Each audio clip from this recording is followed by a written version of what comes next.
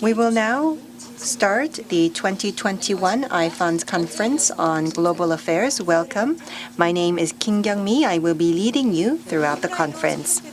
Welcome to those who have joined us both online and offline. For those of you who are joining us online, please utilize our YouTube channel for comments and questions. We will be addressing your questions to the panelists during the discussion portion. We will also be conducting a lucky draw from those of you who have participated by asking questions on our YouTube channel. The topic for this session is exploring the road ahead. This session will be moderated by Chairman Ha Young-sun of the East Asia Institute.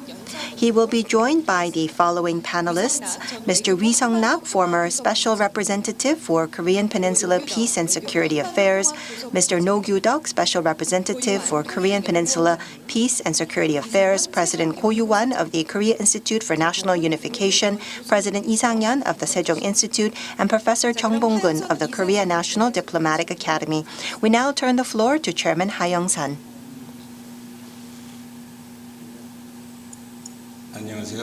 Good morning. As have been introduced, I am Ha Young-sun of the East Asia Institute. As you have just heard, this session will cover the topic of exploring the road ahead. And we are joined by 5 panelists. We will be listening to their discussions and presentations. Well, these topics are indeed very important for our national interest and also for the Korean Peninsula.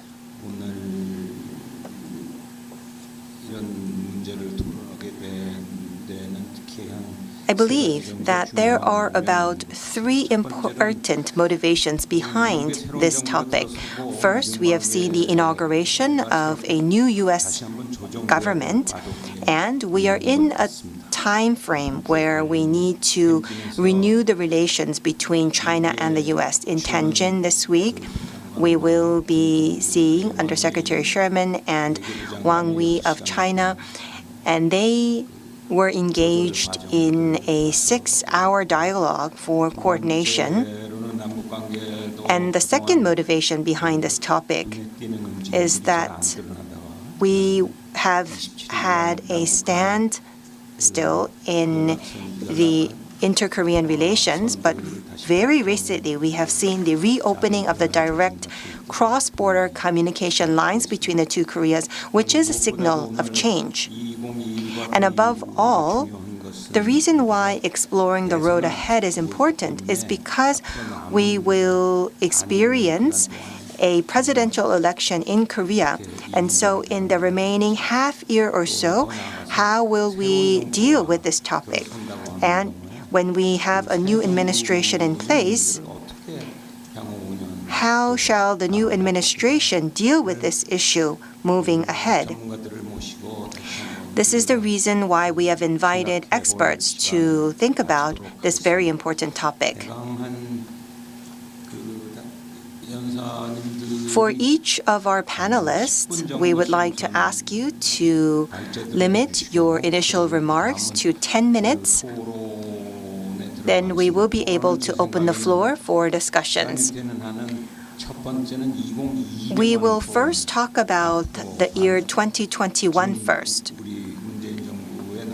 We will think about the remaining period of the Moon Jae-in administration and think about how to proceed with these issues during that time frame of 2021.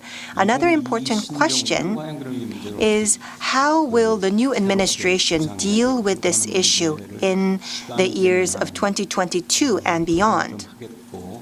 We will discuss these topics as time allows. We will also allocate time to the questions from our online audience. Let us now begin with the remarks by Mr. Wi Sung-nak, former Special Representative for the Korean Peninsula Peace and Security Affairs. We would like to ask you to limit your remarks to 10 minutes. Thank you very much, moderator, for the introduction. Let me begin my initial remarks. In order to discuss and explore the road ahead, we first need to discuss the significance and the meaning of the year 2021. As you may know very well, there were summit-level negotiations for denuclearization in 2018 and 2019, which led to the agreement in Singapore, but there was a breakdown at Hanoi summit, and afterwards we have been maintaining a deadlock situation. The year 2021 is the year when one of the two parties for the negotiations was changed from Trump to Biden, and it is also the year which is the final year for the Moon Jae-in administration. And at the same time, we understand that Chairman Kim Jong-un is quite unhappy about the approaches of the U.S. and ROK. And there may be many reasons why the leader-level negotiations have been stalled, but the most immediate reason would be related to what Trump did. He gave in to the demands of Chairman Kim Jong-un very easily in Singapore, thus making North Korea believe that they've gotten some victory. And in the Singapore summit meeting, North Korea was successful in achieving an agreement where a new DPRK-US relations and trust building between the two countries will have to come first before denuclearization. This was the point that the DPRK has been pushing for a very long time. And as you may know, the DPRK is very strict in implementing and applying their principles. So they were quite happy about the Singapore joint statement. However, it is very true that the U.S. is not able to continue to accept this approach. So in Hanoi, the U.S. changed its attitude. The DPRK got upset, and it resulted in a deadlock in the negotiations. And during the negotiations, Trump was spontaneous and unprincipled, and there were many ups and downs. During the Singapore summit, he was very gentle and he was concessional, but in the Hanoi, he was very stern and strict. So there were many changes and variations along the way, and it was very difficult to proceed with a realistic trading between the U.S. and the DPRK. So the sense of victory on the part of the DPRK at Singapore was not helpful in continuing on with the negotiations. And as a result, the leader-level negotiations failed. These were very rare opportunities, indeed good opportunities, but we were not able to utilize them successfully.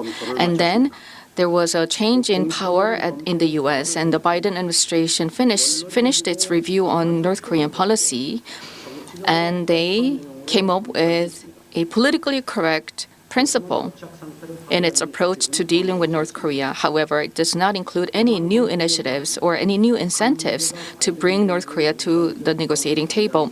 And it really shows that North Korean issue is not a priority for the Biden government, because the Biden administration is very much interested in dealing with the domestic issues, China, Russia, and the Middle East. The North Korean nuclear issue is something that they just want to manage. And the ROK-US summit meeting happened in these circumstances. The Korean government tried its best to move the direction of the Biden administration forward-looking.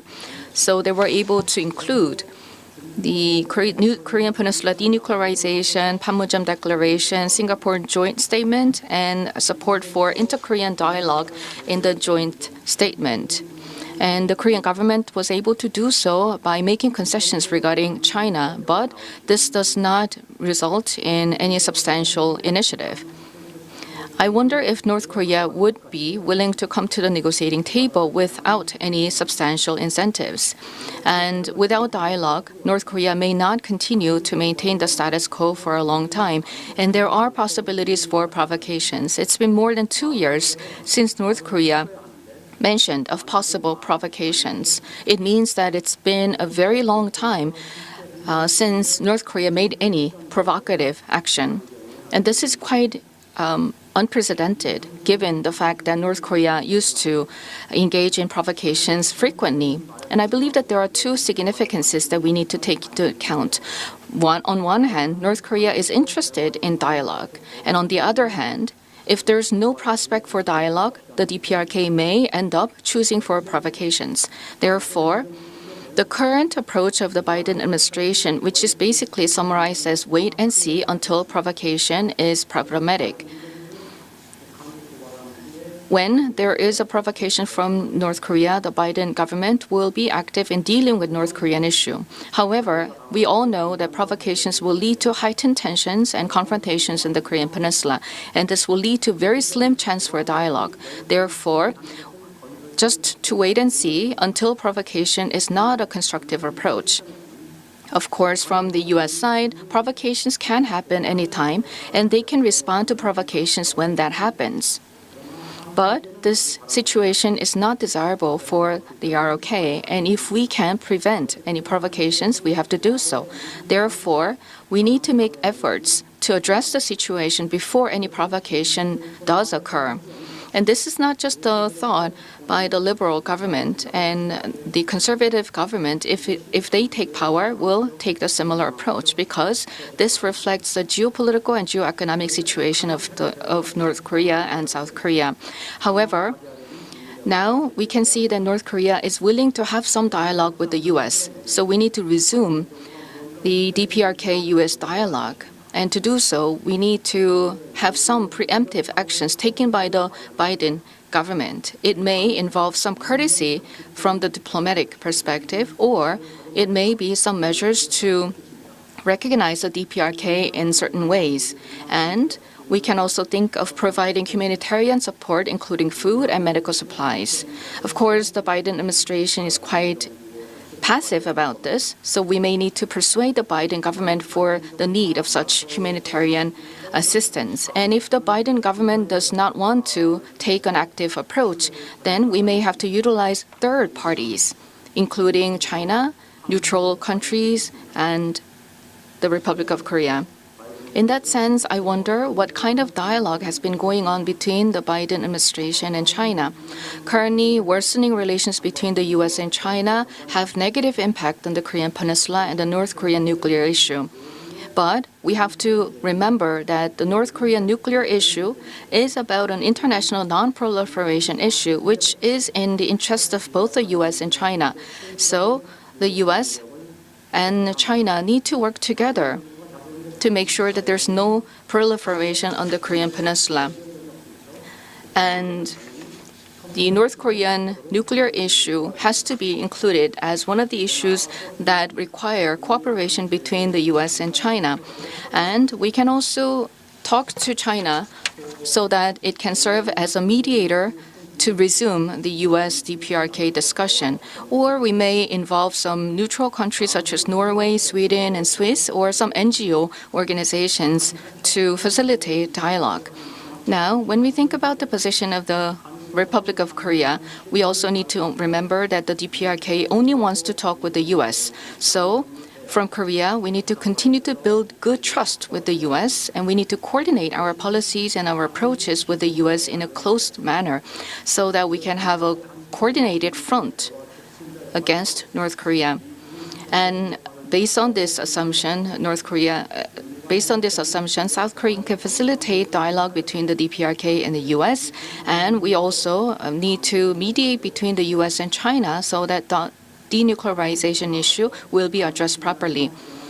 And we may also consider providing humanitarian support such as food and medical supplies to the DPRK, and this will potentially lead to inter-Korean dialogue and a dialogue between the DPRK and the U.S.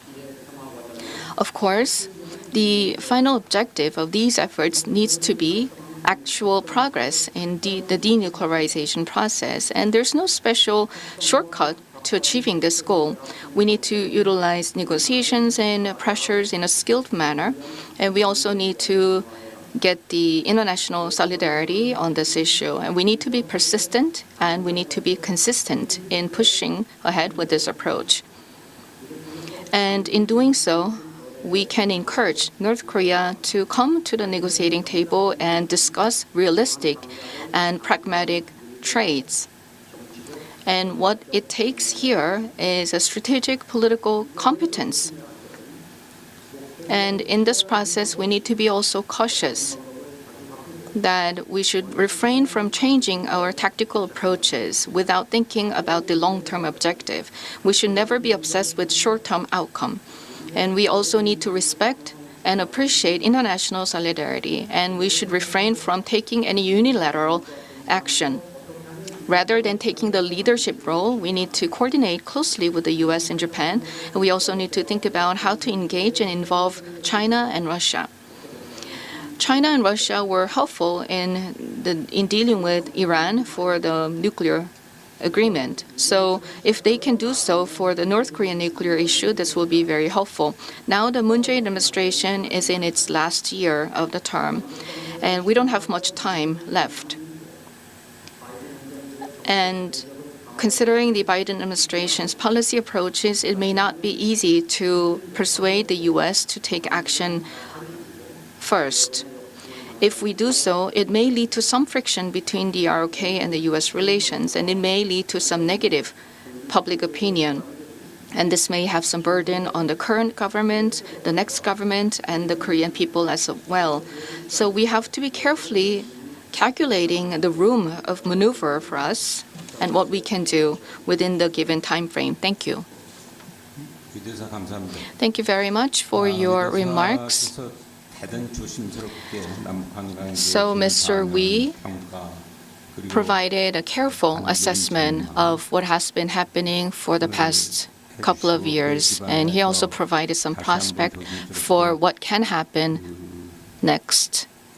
And he also came up with some of the suggestions in a careful manner, what we need to do and what we should refrain from. Next, I would like to invite No Gyu-deok, Special Representative for Korean Peninsula Peace and Security Affairs of the Ministry of Foreign Affairs. Good morning. We have with us experts on North Korean nuclear issues in this panel discussion, and the topic that we are dealing with is very timely and appropriate. So it is my honor and privilege to be part of this panel discussion.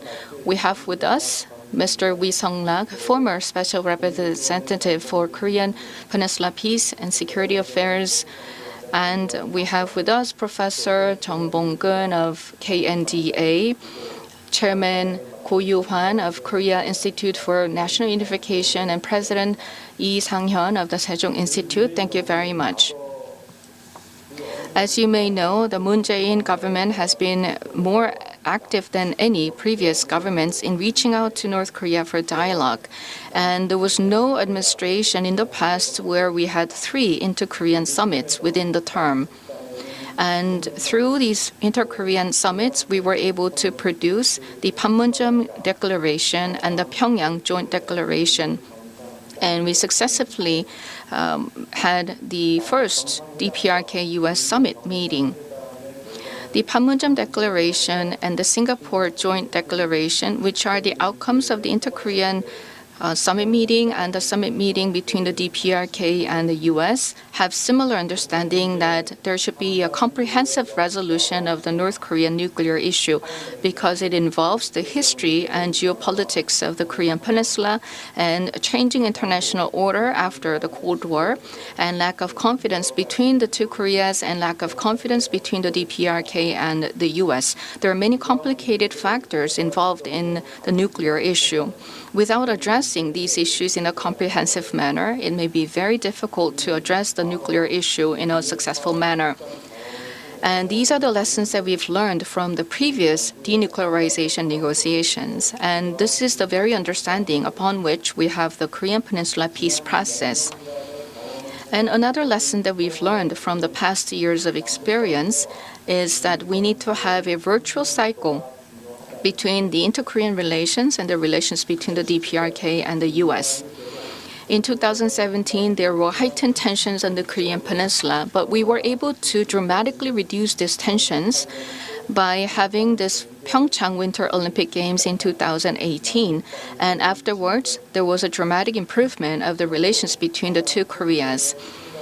And at the same time, as we had the successful first ever summit meeting between the DPRK and the U.S. in Singapore, we were able to reach the summit meeting in Pyongyang, which led to the Pyongyang Joint Declaration that includes more specific commitments to denuclearization.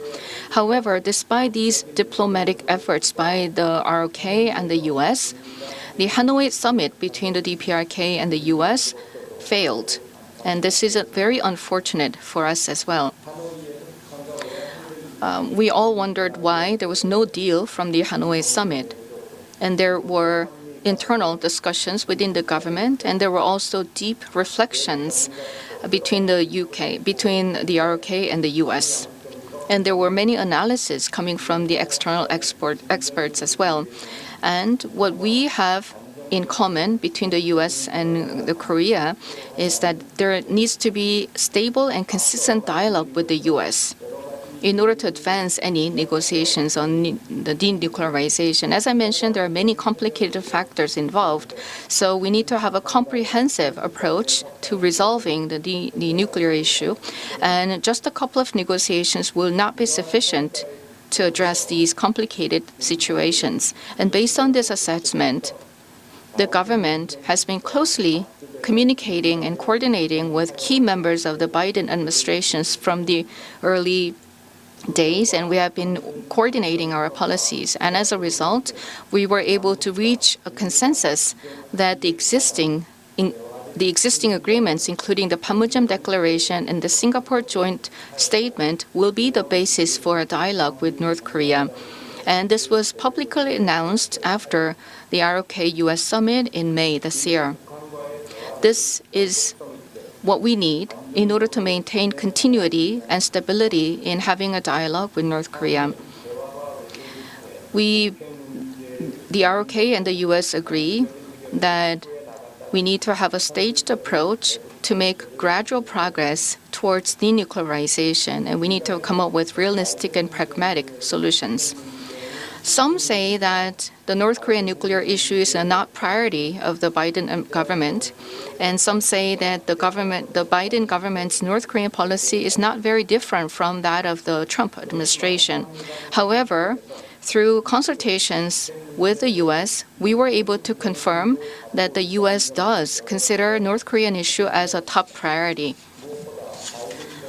Also, President Biden announced that Sung Kim would be appointed as the special representative for North Korea policy at the joint press conference after the bilateral summit. And this was a strong message to North Korea. In addition, President Biden, in his joint statement with the ROK, provided and expressed support for dialogue, engagement, and cooperation between the two Koreas.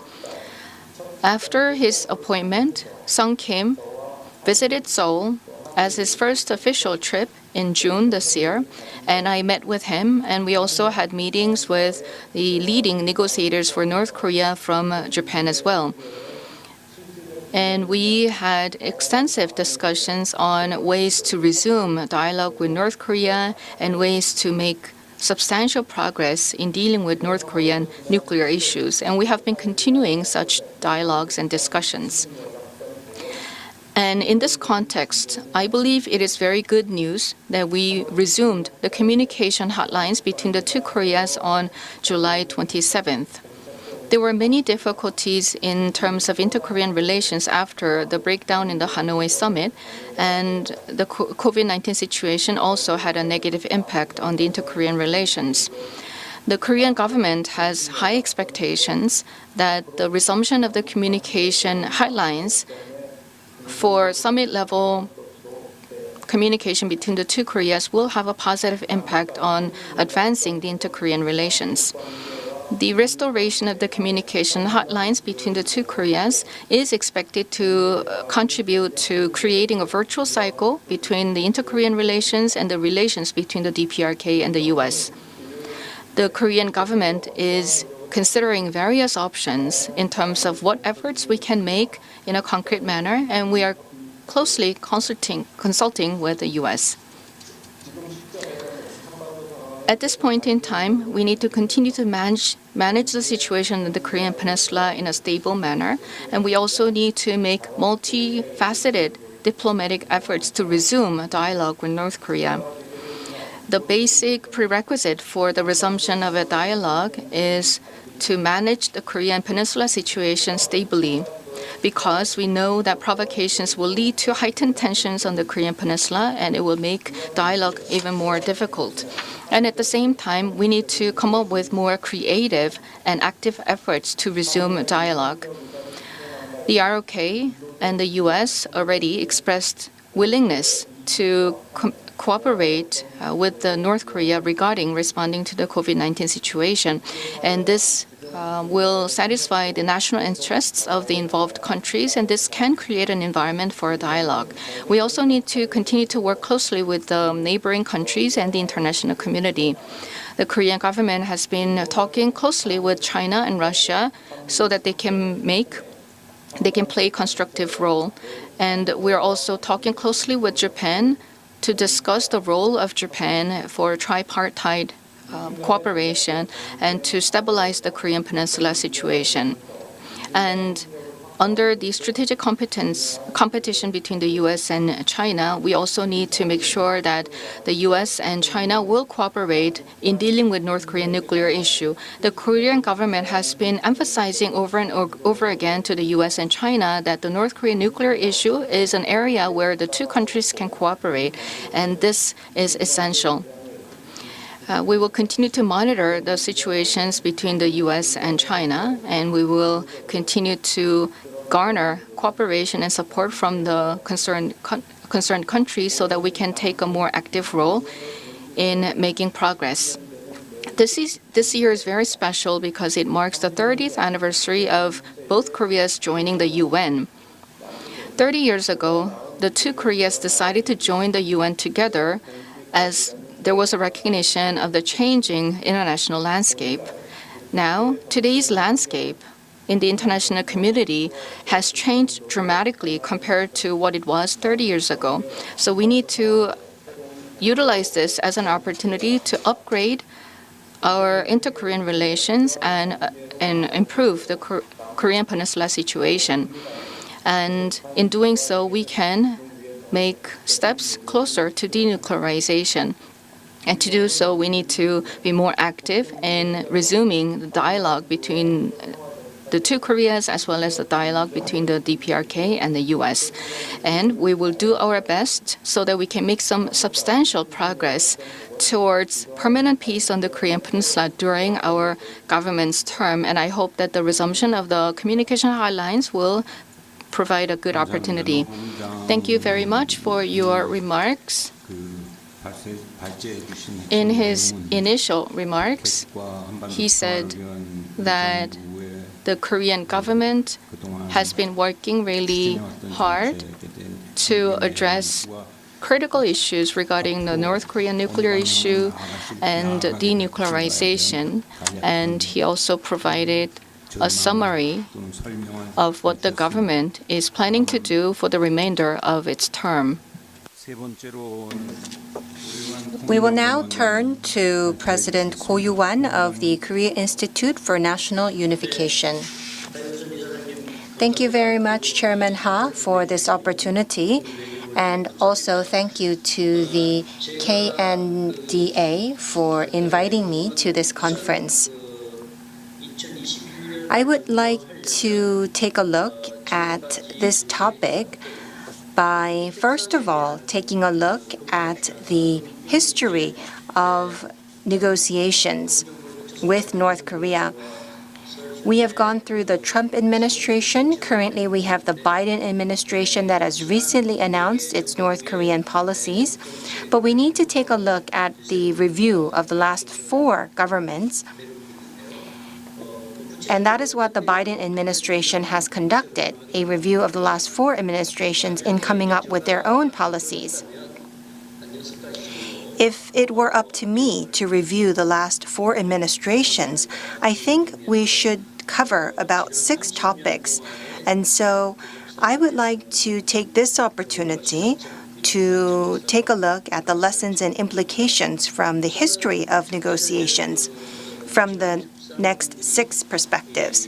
First, the policies thus far have been based on nuclear freezes and strategic patience, waiting for the North Korean regime to collapse.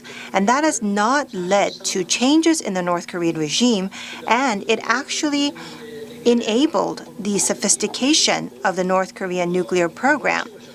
So it means that we have only used makeshift measures thus far.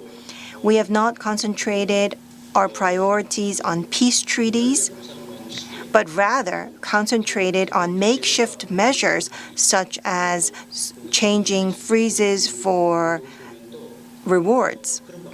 And I believe that the Geneva Agreement and the September 19th joint statement were all makeshift measures. And in the end, it actually enabled North Korea to continue to develop their nuclear program. From the U.S. perspective, they actually dealt with the North Korean nuclear issue as a part of the East Asia-Pacific strategy or the Indo-Pacific strategy. And so they actually dealt with the threat of North Korea from the perspective of their policy towards China, and we can see that they have lost focus on the North Korean nuclear issue. The U.S. were not able to solve the North Korean nuclear issue, even with their supremacy during the last few decades, because they have not focused on the North Korean nuclear issue, but rather focused on China. And another issue related to China is that in the process of conducting the nuclear negotiations, they continued to sometimes include China or sometimes exclude China, which meant that they could not convince China to play an active role. Sometimes we had the 3-party talks, the 4-party talks, or the 6-party talks. So we had multilateral talks, we had bilateral talks.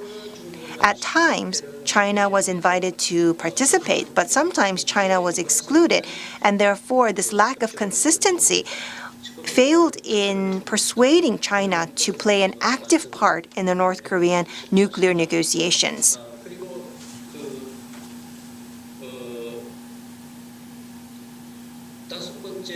And concerning the 5th point that we need to consider is that the top-down method of trying to find a package deal between the meeting of leaders was not successful because the efforts of the leaders was not accepted by each of their nations. And so the current standoff came from the fact that the top-down method by the leaders of the U.S. and North Korea was not accepted by their own countries. And so it could not be moved forward. The last point that I would like to consider is that we have yet to see negotiation strategies that reflect the leader system of North Korea. And sometimes the intentions of North Korea was discarded or misread. All of the strategies were based on the premise that North Korea was a rogue nation, and so there was not enough interest in the actual intentions of North Korea. And sometimes their intentions were simply discarded or misread, and therefore we could not move the negotiations forward. So in the end, maybe this is an oversimplification, but the motivation for becoming a nuclear state, by North Korea was larger than the motivation to stop their nuclear development from the outside of North Korea. If we take a look at what has been announced by the Biden administration, is as follows. The Trump administration used maximum pressure by being open to military methods, but the Biden administration is not putting forward military measures, but rather emphasizing maximum flexibility by highlighting dialogue and diplomatic resolutions. But they all concentrate on the fact that sanctions are an effective policy tool, and they also will maintain firm deterrence against provocations. Secretary Blinken has mentioned that Biden's North Korean policies is a phased denuclearization versus corresponding measures. So it's an incremental progress, and so it is a well-coordinated, pragmatic approach. And he has actually turned the ball to North Korea, saying that you need to seize this diplomatic opportunity. The Biden administration thus far, as Ambassador Wee has mentioned, is talking about the basic principles. And so we have yet to see the details of their North Korean policies. And in the process of negotiations between the U.S. and North Korea, we will see the details emerging.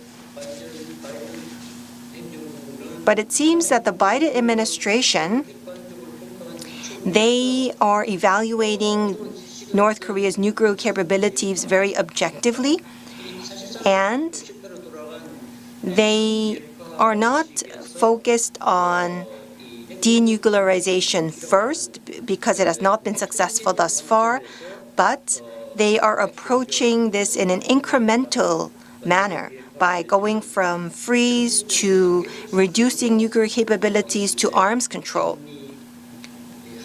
And so they are taking on a phased approach.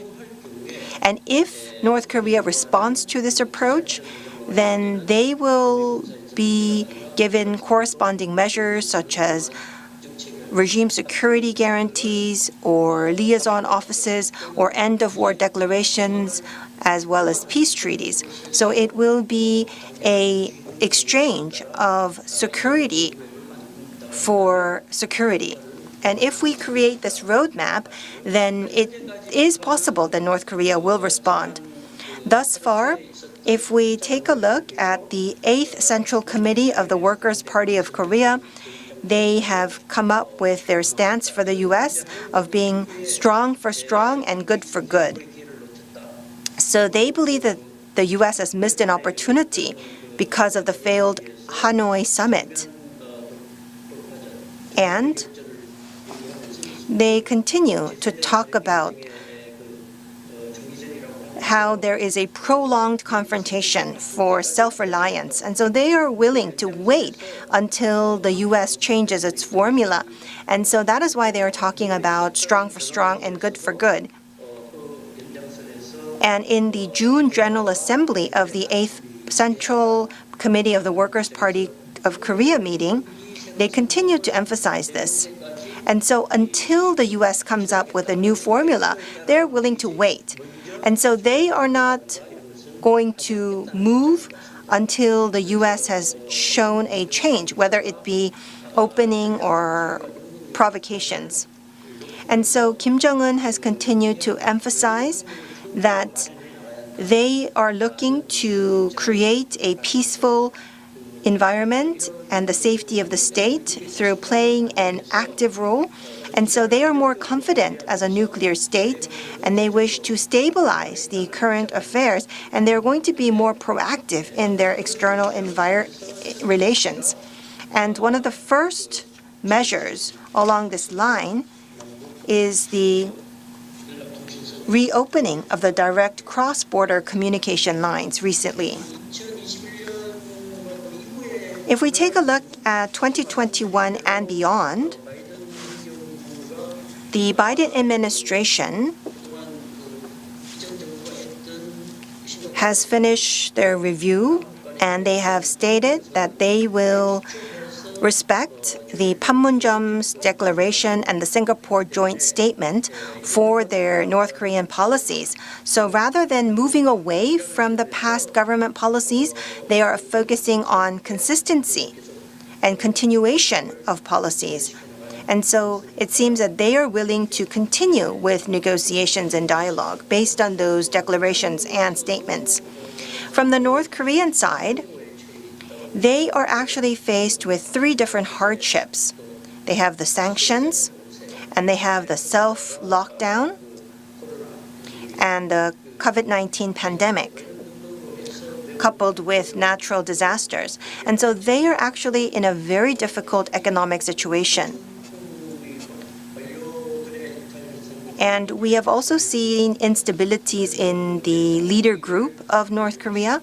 And so they are in a situation where they need to stabilize their domestic affairs while working on their economic situation. And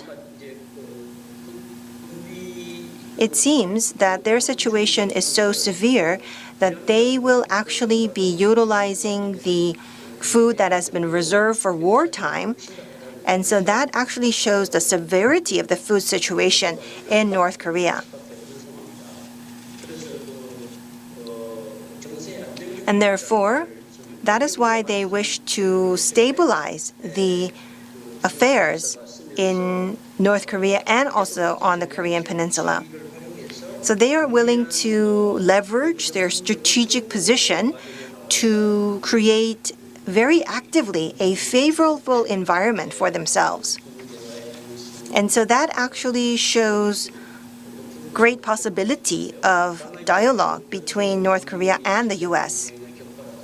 But we also see that there are other variables such as the G2 competition, the COVID-19 situation, as well as the crisis in North Korea. And these variables will indeed impact the timing of the negotiations between the U.S. and North Korea. Last but not least, ever since the Hanoi No Deal, we have seen a standstill in the peace process of the Korean Peninsula. But even during this time, North Korea continued to advance their nuclear capabilities. So the U.S. has not given priority to North Korea while they gave more priority to the Middle East. But even during this time, North Korea continued to advance their nuclear capabilities. And so if we maintain the status quo, then it actually is enabling, in the end, North Korea to become a nuclear state, which will definitely impact the order in Northeast Asia. And from the Korean perspective, we will need to find a way to balance the situation. And so Korea will be left in a position where they inevitably need to take a look at new national strategies. Or will Korea be able to restart the peace process on the Korean Peninsula to move towards denuclearization? We are in a juncture to make these choices. Thank you very much. President Ko discussed the nuclear issue and the Korean Peninsula peace process, and he gave us his review of why we are at a standstill and why solutions are not being found. And he also mentioned that there is still an open window of opportunity between the two Koreas as well as between the U.S. and North Korea. We are slightly behind schedule, but let us go on to the next panelist. We have with us President Lee Sang-hyun of the Sejong Institute. We will have a panel discussion portion later, so I would like to ask you to limit your remarks to 10 minutes. Thank you. Thank you for this opportunity. I will make sure to limit my comments to 10 minutes. The three previous panelists have already made assessment of the current situation and what can happen next. and I believe that almost everything has been already presented. So my remarks may have some overlapping elements. But let me first give an assessment of the current situation. After the breakdown at Hanoi, we have been maintaining this deadlock situation until now. And going forward, even though the Biden government announced its new North Korea policy, it may be very difficult to find a breakthrough in these current circumstances. So then, why is it so difficult to have negotiations with North Korea regarding denuclearization? We had some historical summit meetings between the U.S. and North Korea, and they were able to have some foundation for further dialogue, but we have not had much progress since then. And as you may know, there was some miscalculations on the part of President Trump. But I would say that it has more to do with North Korea's calculations. North Korea is more interested in maintaining its regime, and they want to become more self-sufficient. And this is not something they can compromise or they can negotiate about. And in this line, nuclear weapons are critical for them to maintain their self-defense and maintain their regime. So far, we've been working to persuade North Korea to give up its nuclear arsenal, but the bigger problem is about regime security guarantee and North Korea's desire to become a self-sufficient, strong nation.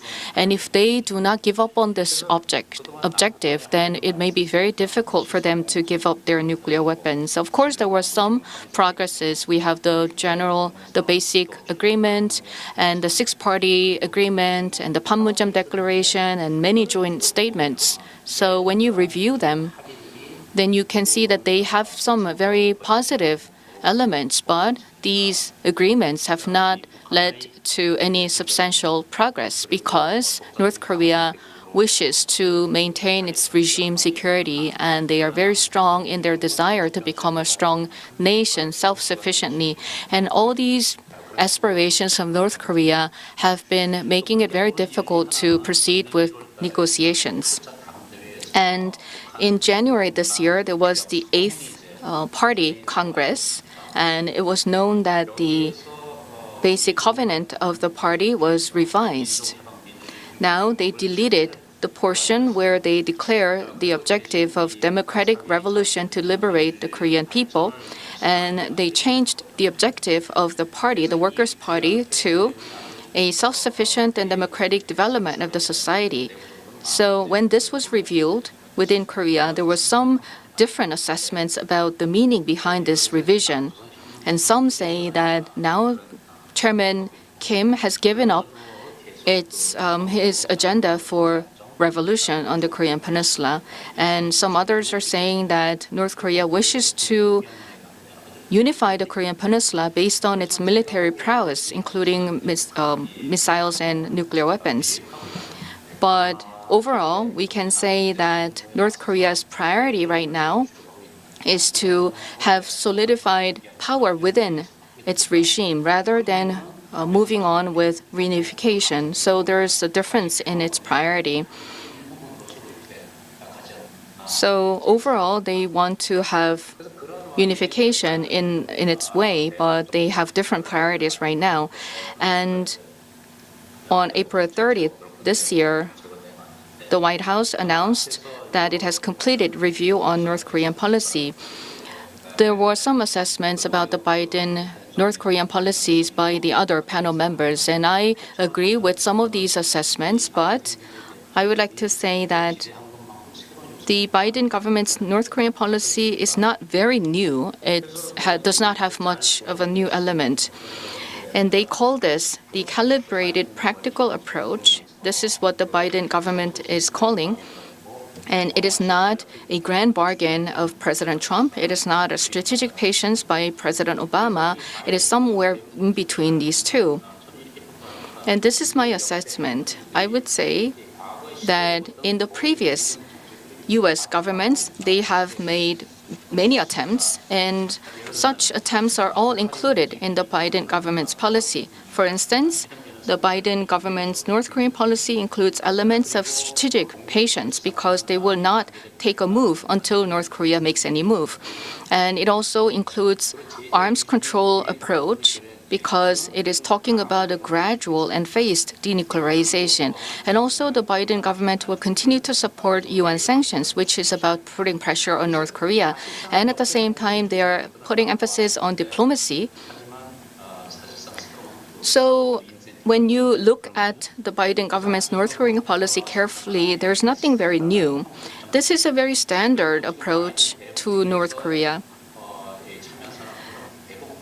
And many of the key members of the Biden government regarding North Korean policy were involved in dealing with North Korea from the previous administrations. So they put together all these positive elements or the so-called good elements from the previous government's policies in this new package. Therefore, there's no incentive, there's no new initiative in dealing with North Korea. Sung Kim was appointed as a special representative for North Korean policy, and he visited Seoul recently, and he said that if North Korea does not change its stance, then sanctions will remain firmly in place. And the U.S. is not willing to provide new incentives just to bring North Korea to the dialogue table.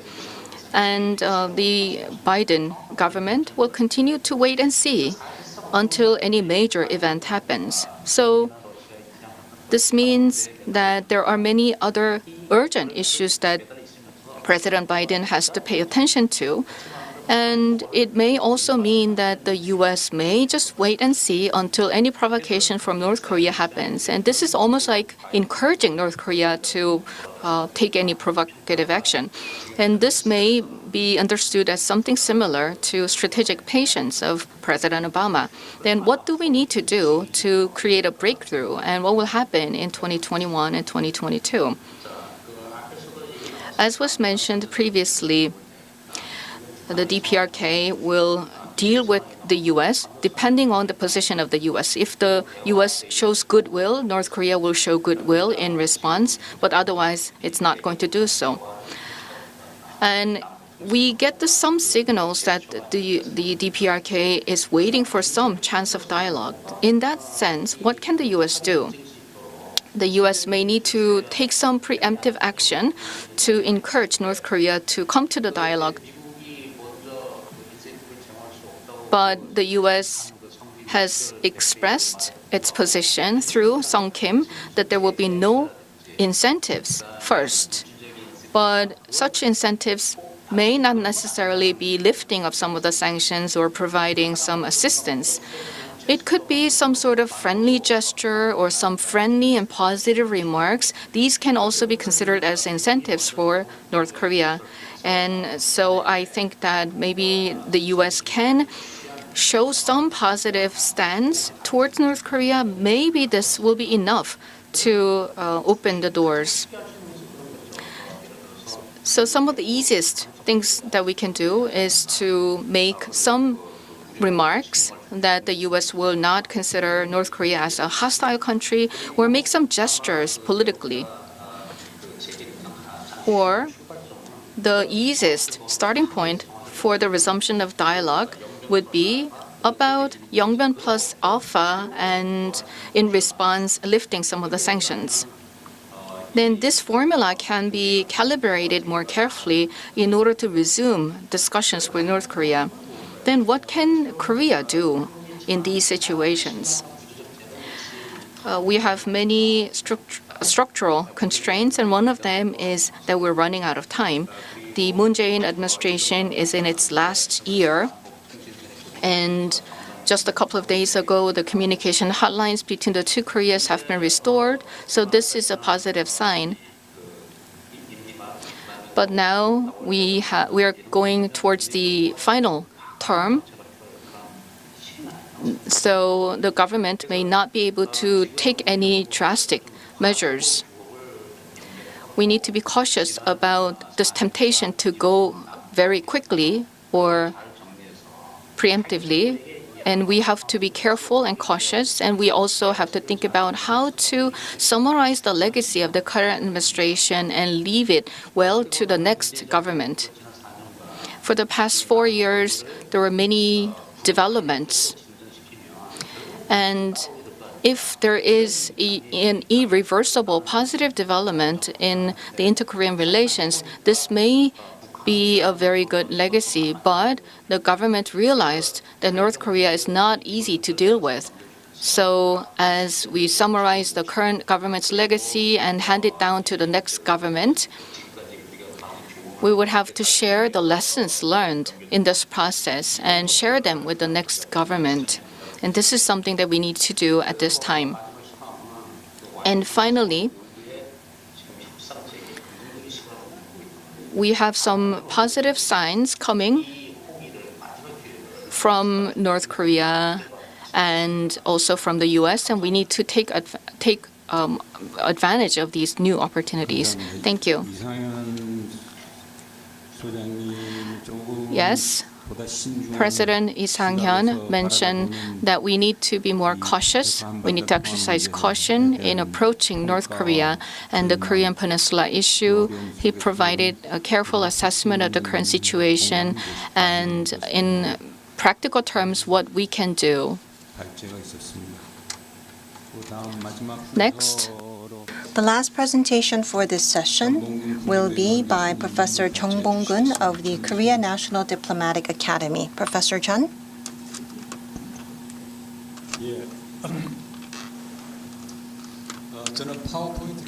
I would like to use my PowerPoint slides for my remarks. We have listened to the researchers who have researched and actually participated in policies and negotiations with North Korea. I would like to take a look at some details.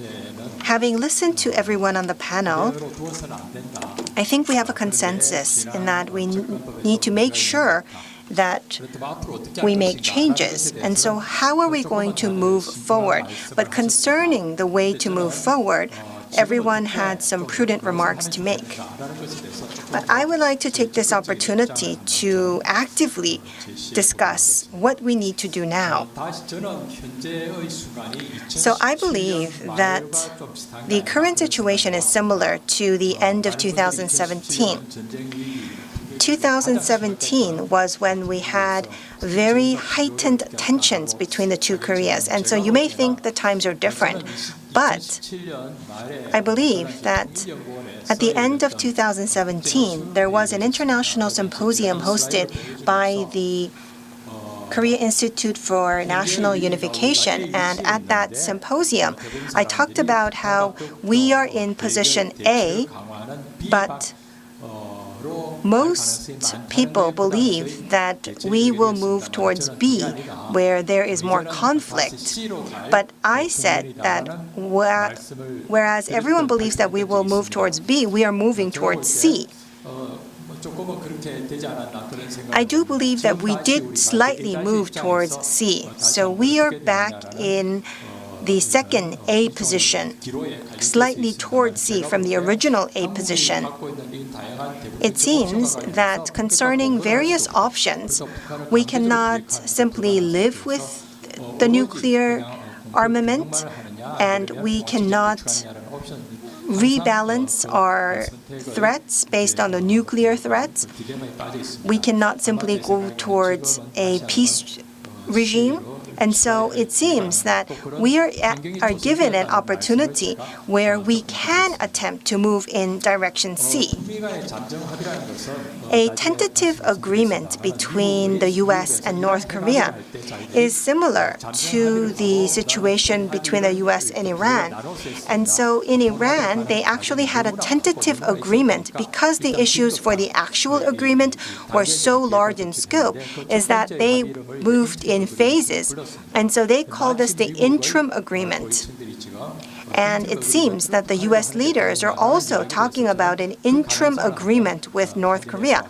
And so that is why I believe there's a possibility of an interim agreement. We urgently need an interim agreement to freeze the nuclear program because at the current time, they are advancing their nuclear program in terms of quantity and quality. And we may find ourselves in a position where we inevitably need to accept that North Korea is a nuclear state.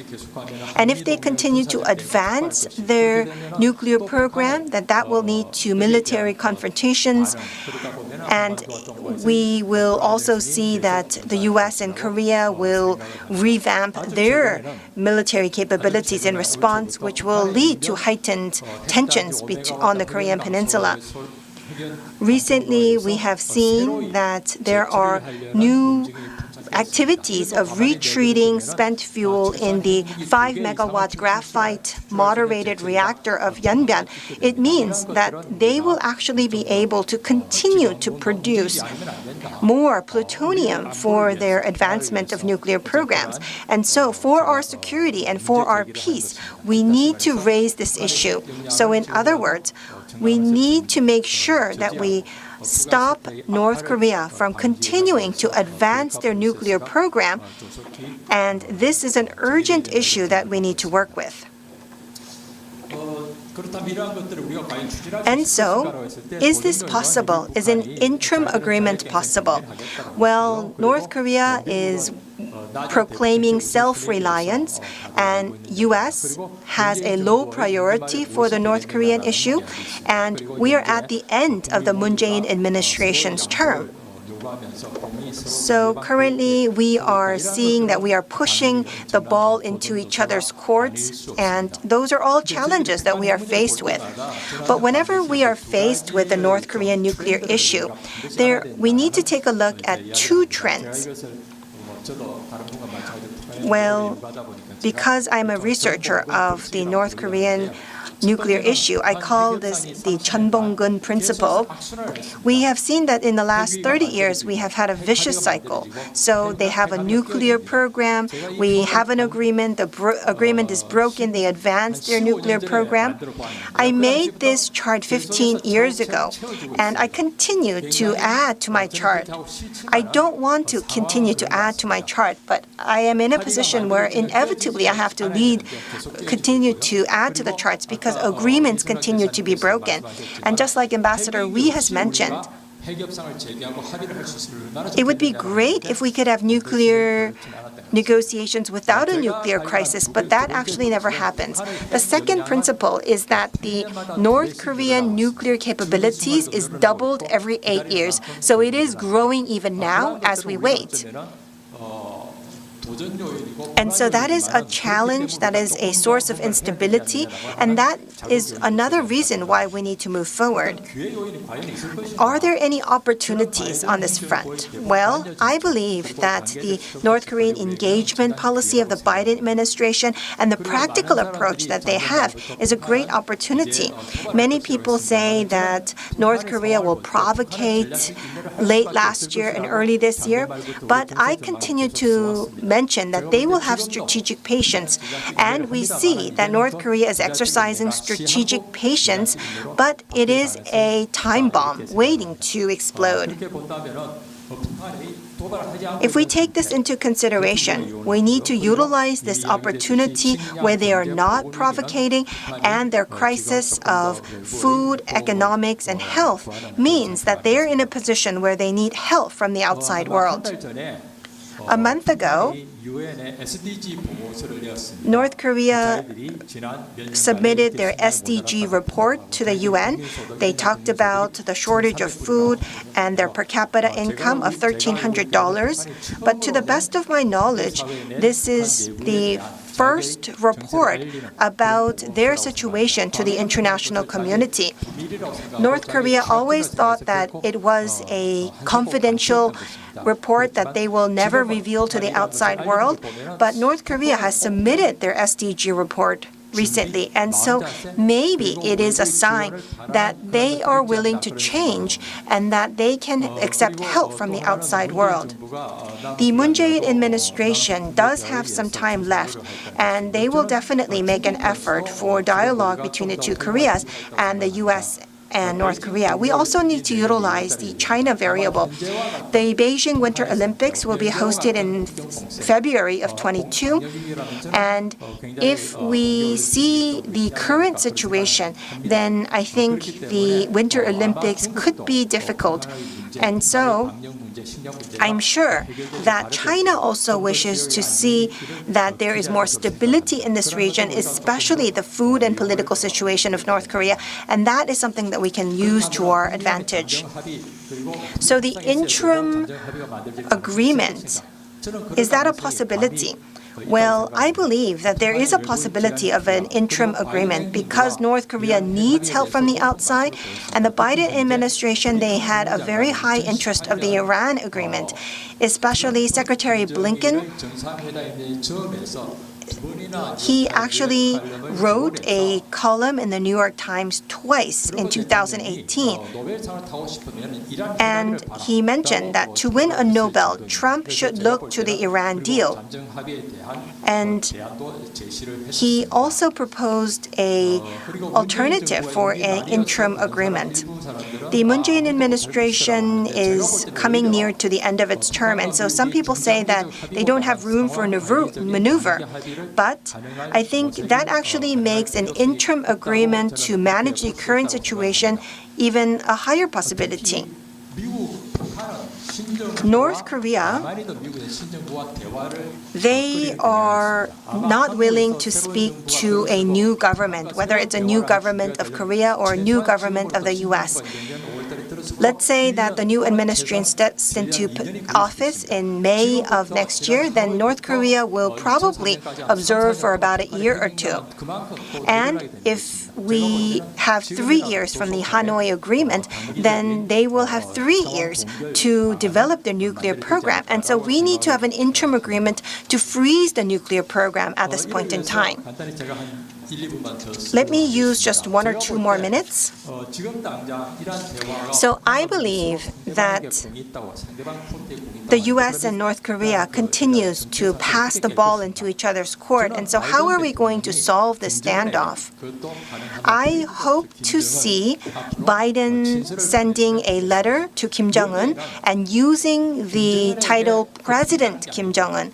That is not to say that we need to live up to the expectations of North Korea, but we need to send a letter to show the position of the U.S. For example, respecting the Singapore joint statement, a moratorium on nuclear and missile development, and conducting high-level, working-level talks for the joint statement made in Singapore, and providing humanitarian aid. And what will Kim Jong-un do to answer the letter by Biden? Well, they will probably talk about a freeze in their nuclear program, a moratorium on tests, and possibly high-level talks.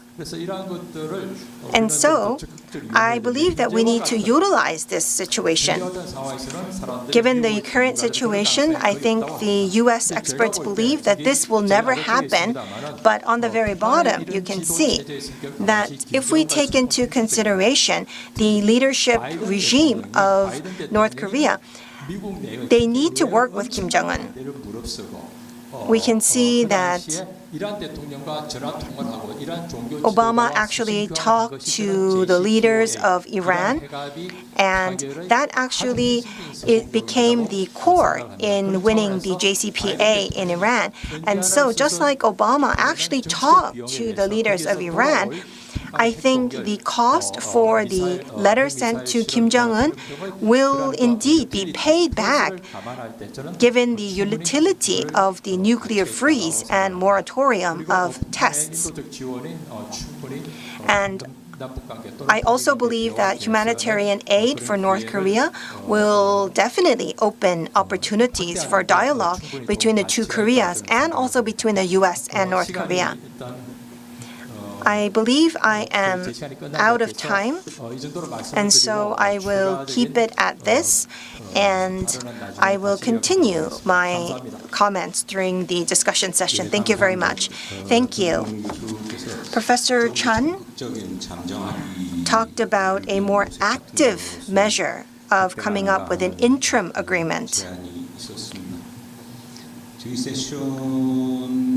So our session should continue until 11:45, and it seems that we do not have many questions from the floor.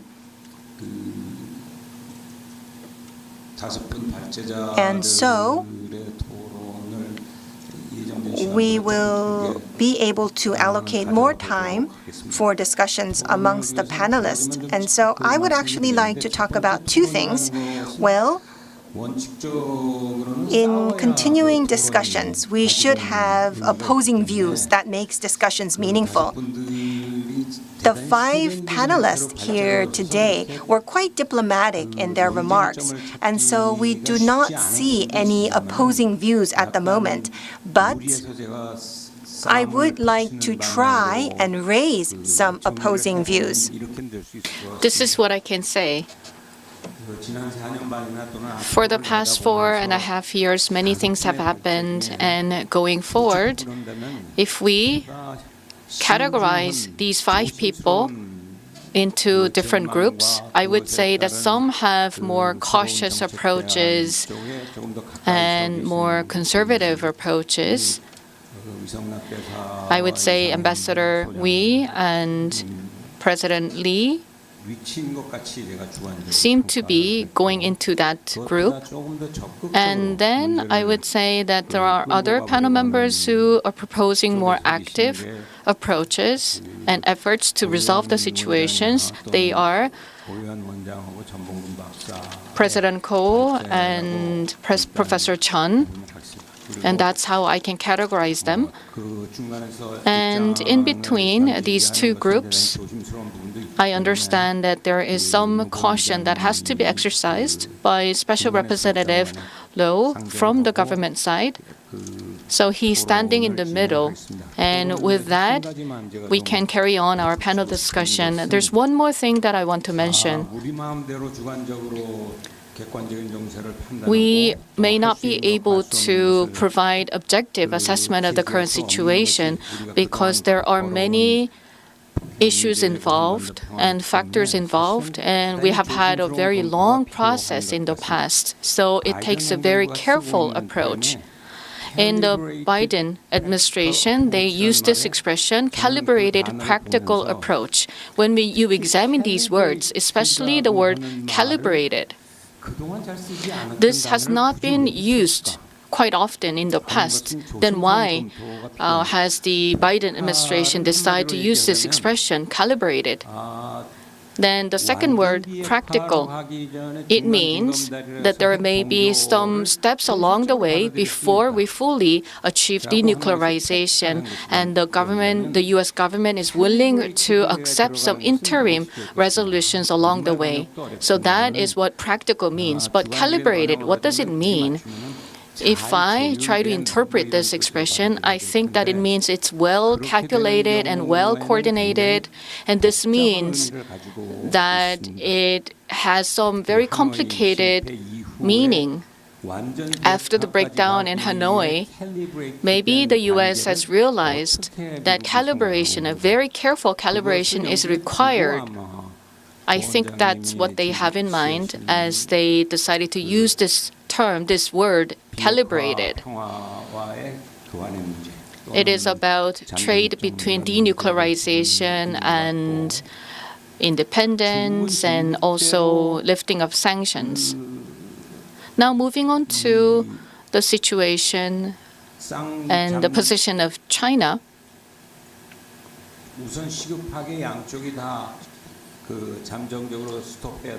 Now, there are things that they need to suspend immediately, and there are other pursuits, other objectives that they need to pursue at the same time.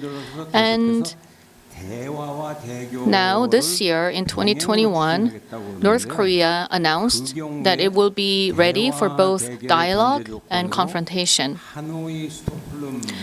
And the Hanoi-Stockholm meetings were where there were new calculations proposed, and how should we understand these new calculations? And I think these are what we have to have as a basis for panel discussion.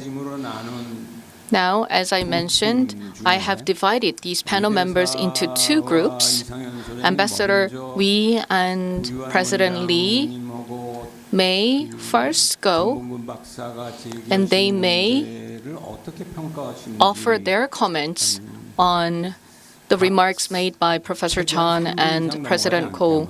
I'd like to ask each of the panel members to limit their responses to 3 minutes. And then there can be a rebuttal from Professor Chun and President Ko about the comments to be made by Ambassador Wee and President Lee. So in this way, we can have back and forth discussions between these two groups. And then finally, I'm going to give the mic to Special Representative No. Then who would go first? Ambassador Wee, maybe you can go first. It may include other comments that you were not able to do within your initial remarks. So please go ahead, Ambassador Wee.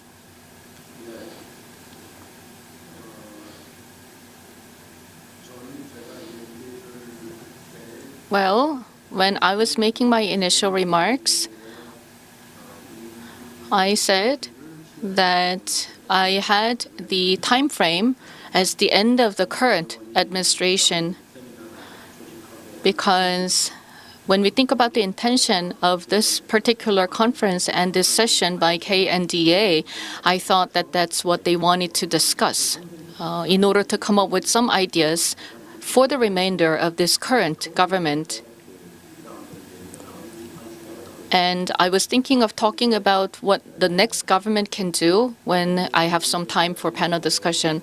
As Professor Chun mentioned, Professor Chun made comments based on the assumption of discussing what we can do within this government, and I think what he had in mind.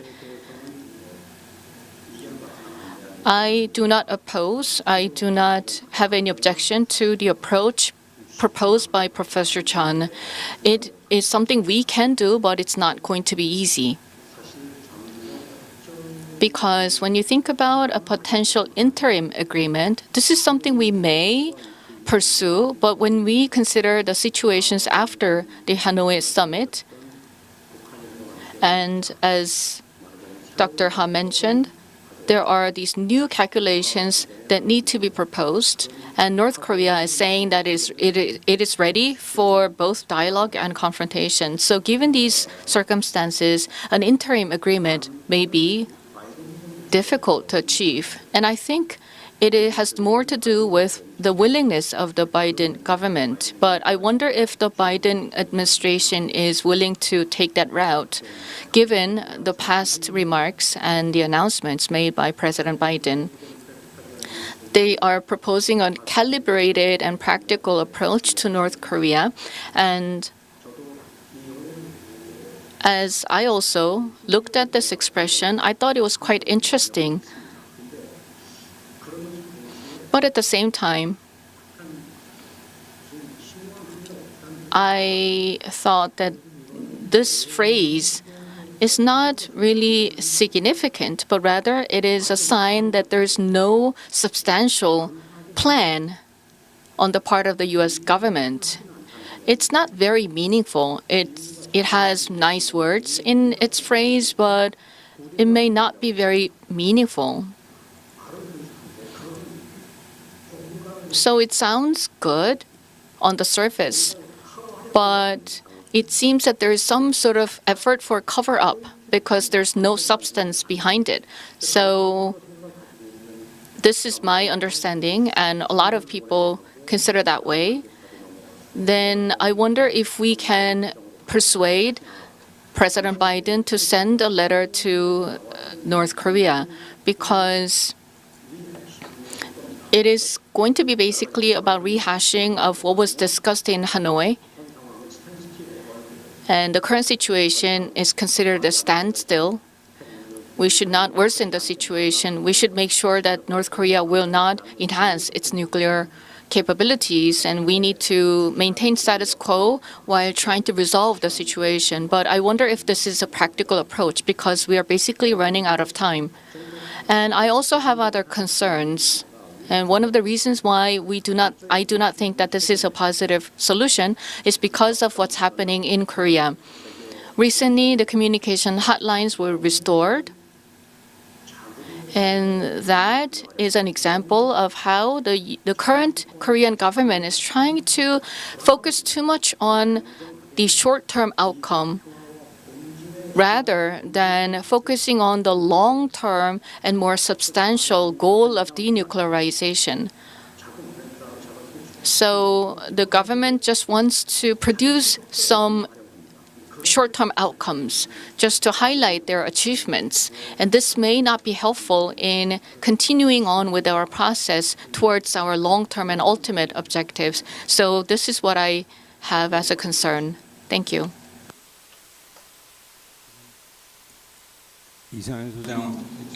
Maybe we can continue to President Lee Sang-hyun. Why did the U.S. use the word calibrated? Well, I gave this quite a lot of thought. I think this actually is putting the brakes on South Korea. If we take a look at the U.S. ROK summit, they have endorsed the Panmunjom Declaration. And so we are empowered to do what we need to do. And they also endorsed the Singapore joint statement. And at the same time, they always talk about coordination between the U.S. and South Korea. And they also talk about the UN Security Council resolutions. And so if we take all of that into consideration, what can the Moon Jae-in administration do? Well, we can take initiative for what we wish to do, but it's not a free pass to do everything we want to do. And so I think that calibrated means that it's not a free pass to leave South Korea to do whatever we want to do. And we also heard yesterday, and we talked about the May summit and how President Biden provided support for the inter-Korean cooperation and how he wishes to see a virtuous cycle between the inter-Korean dialogue and the US-DPRK dialogue. But on the flip side, it also means that concerning the Korean Peninsula, we are empowered to conduct dialogue on the Korean Peninsula, but there is limitations. For example, coordination with the U.S. and also reflecting the U.S. UN Security Council resolutions. And we were given the initiative for humanitarian issues, but expanding this to the commercial base is something that we need to be prudent about because of sanctions. This has been mentioned. And so I believe that using the word calibrated, the U.S. is saying that we need to make sure that there is coordination between the U.S. and South Korea so that not one country is moving too far ahead or moving too far back. The South Korean government, what we can do is coordinate with the U.S., but at the same time, provide humanitarian support to North Korea. I always say that North Korea needs vaccines, food, and fertilizers.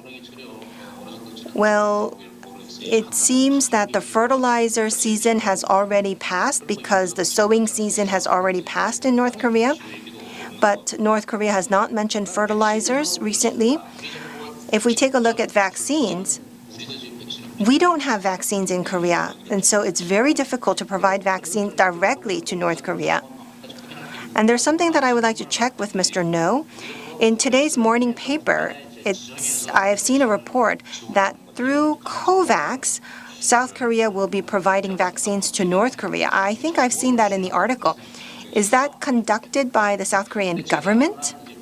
To the best of my knowledge, COVAX provides vaccines to developing countries, and they actually evaluate the current situation. And so I don't think we can direct our donations to North Korea. Is that possible? Concerning vaccines and food, if we provide vaccines and food, I think because of the distrust by North Korea towards South Korea, we will need to work through international organizations. For vaccines, I believe that we can provide perhaps materials and data concerning the situation of North Korea to COVAX. And so I think that would be the best way forward.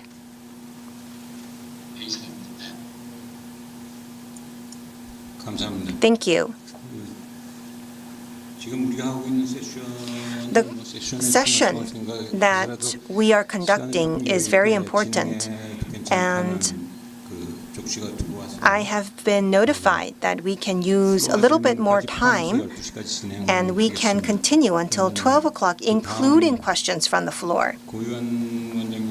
Next, let's go to President Ko Yu-hwan.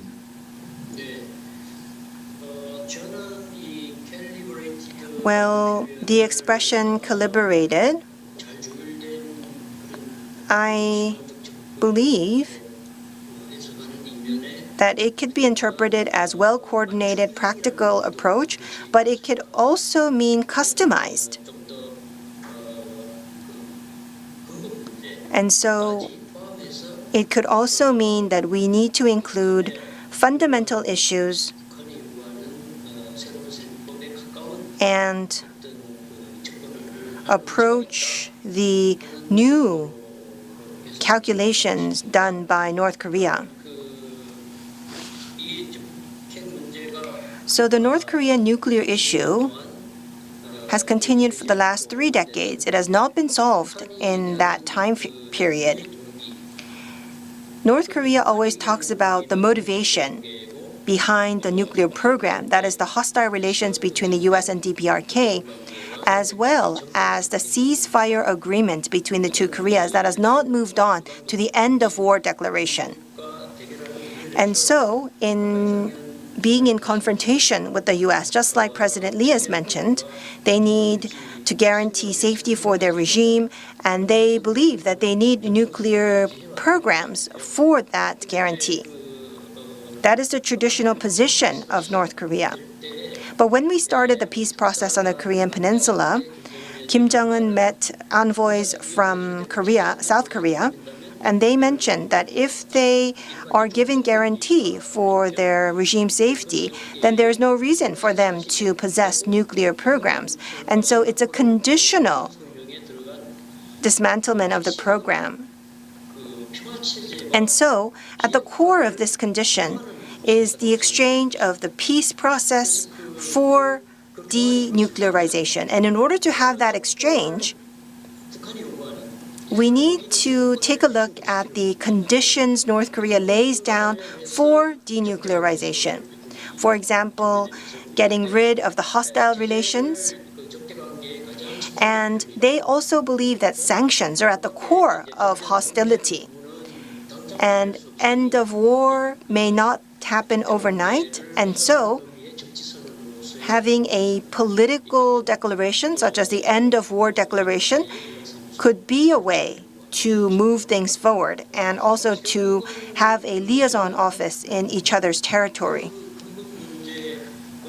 So concerning these fundamental conditions, we need to meet the conditions of North Korea, and I think whether or not this process will move forward depends on whether the U.S. is willing to negotiate on these conditions. North Korea has already declared their position. They had given an opportunity to the U.S., but because of the Hanoi no-deal incident, they believe that the U.S. has not responded. And so they are going back to their fundamental conditions.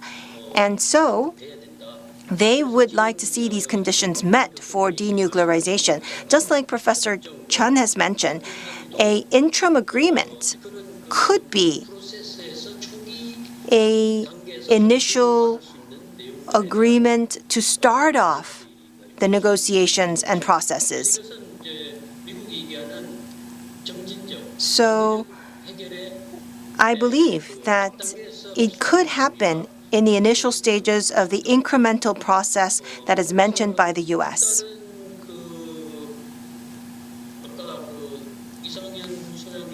As President Lee has mentioned, given the regime in North Korea,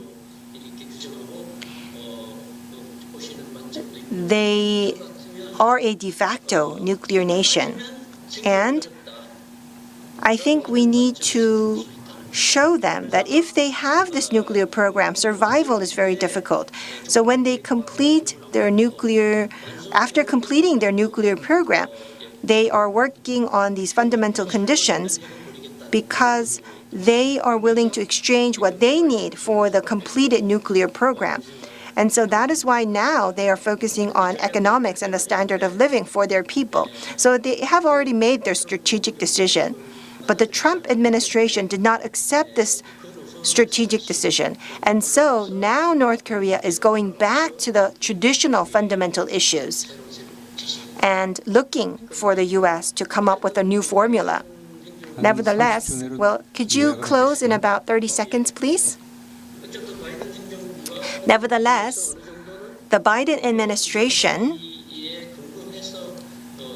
has it made clear that they will endorse existing declarations and statements, and so the opportunity does exist.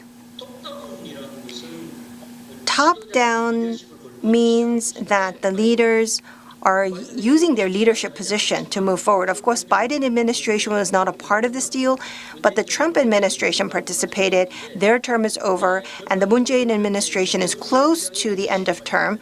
And so now only Kim Jong-un remains in office.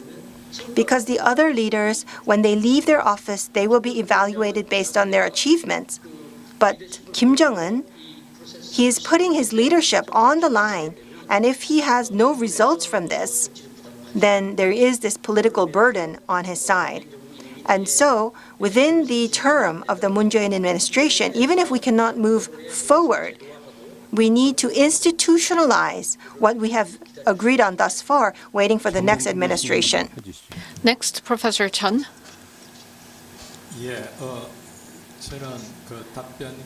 Thank you. I would like to respond to their comments and also like to cover the last part of my presentation. When it comes to this calibrated approach, when I looked at this expression, I call myself a supporter of dialogue and negotiation, and I'm sure that within the Biden administration, I'm sure that there are many people who are supporting dialogue and negotiation. So I think there are two sides to it. First of all, to South Korea, the U.S. wants to have a coordinated approach. And at the same time, it means that anything can be put on the table and anything can be discussed between the U.S. and South Korea. In the past, there were some strict conditions or some limitations, but now I think that a calibrated approach means that the U.S. government is open to discussing any ideas from South Korea as well. One of the main reasons why some people believe that an interim agreement is not possible is because Chairman Kim cannot lose his face any longer. There will be a lot of criticism within the U.S. if there's any big concession. But if there's something that both countries can agree on, then this can be acceptable. And if we lower the expectations, if we reach an interim agreement, and I think this can be achievable. And this is something we can try because North Korea has proposed denuclearization measures already, and these will be summarized once again. And in response to these denuclearization denuclearization efforts, there are things that the U.S. can do within its power. And if we can put together all these measures in a nice package, I think this is something that can be acceptable by the DPRK and the U.S. at the same time. And otherwise, it may not be possible to create any breakthrough. So as a mediator, as a facilitator, and as a driver, the ROK has to do its part. And this is now a time to do so.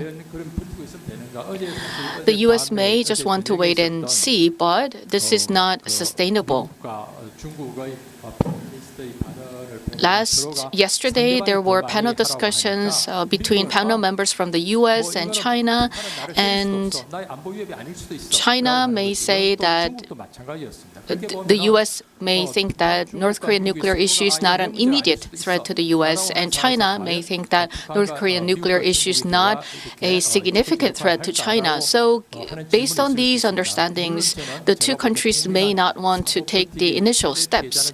But in these competition or in this rivalry between the U.S. and China, South Korea is experiencing some sacrifice and some pain, and North Korea is also experiencing negative impact from this rivalry between the U.S. and China.